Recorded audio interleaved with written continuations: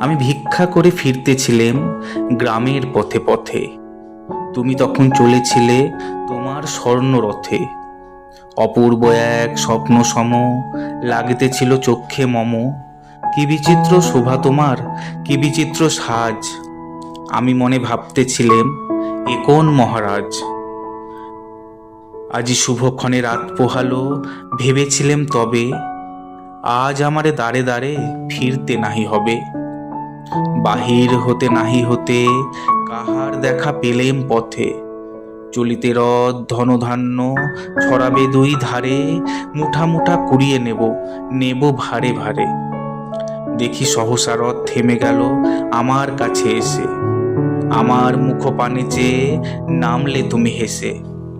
দেখে মুখের প্রসন্নতা জুড়িয়ে গেল সকল ব্যথা। হেনকালি কিসের লাগি তুমি অকস্মাৎ আমায় কিছু দাও গো বলে বাড়িয়ে দিলে হাত। মরি একই কথা রাজাধিরাজ, আমায় দাও গো কিছু। শুনে ক্ষণকালের তরে রইনু মাথা নিচু। তোমার কি বা অভাব আছে ভিখারি ভিক্ষুকের কাছে?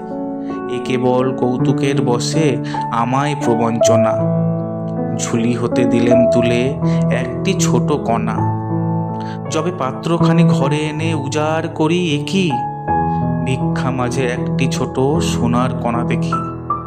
দিলেম যারা আজ ভিখারি রে, স্বর্ণ হয়ে এলো ফিরে। তখন কাঁদি চোখের জলে দুটি নয়ন ভরে। তোমায় কেন দিইনি আমার সকল শূন্য করে।